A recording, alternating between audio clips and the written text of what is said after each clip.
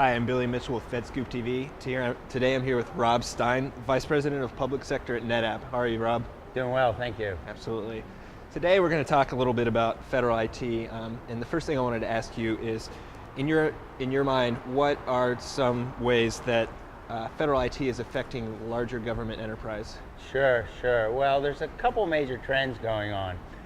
First of all, the mission is changing every day as we speak, whether it's overseas, a security commitment we have, or at home, service to the citizen. That's first and foremost what federal agencies are looking to fulfill.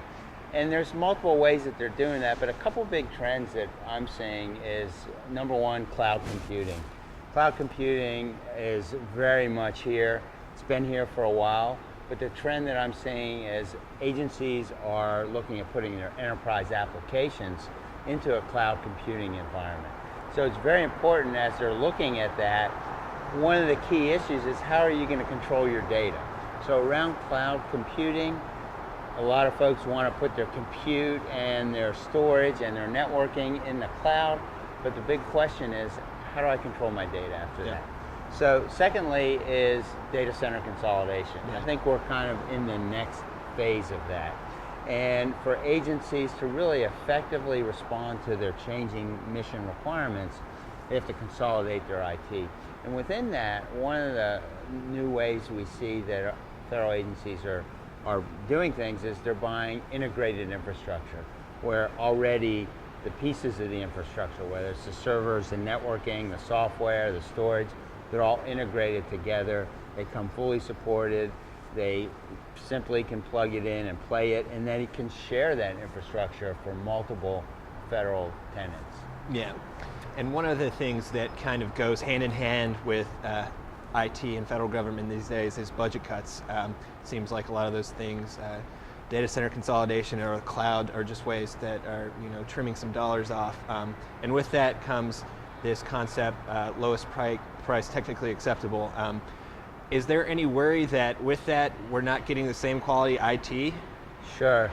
Well, it's a challenge. I mean, there are budget cuts, so there's all kinds of pressure to stay within the budget. And what's important to realize, and I think a lot of federal agencies are realizing this, moving to the cloud isn't just about lowering your costs. It's about being able to better perform your mission. And the drive towards lowest price technically acceptable, in a lot of ways, only considers what's in front of you today. It's not looking at, all right, if I go to the cloud, how do I manage my data? What kind of cloud environment will I be in 3 years? What's going to be my mix of a hybrid environment where I'm going to have some things on-premise, I'm going to use the public cloud, I'm going to use private cloud. How am I going to control that information? And in our world, in the storage business, a lot of folks are looking at, hey, how can I drive down my dollars per gigabyte? Well, that's one metric, but how are you going to then manage that data? How are you going to access that data? How are you going to provide data management services with the storage that you're buying?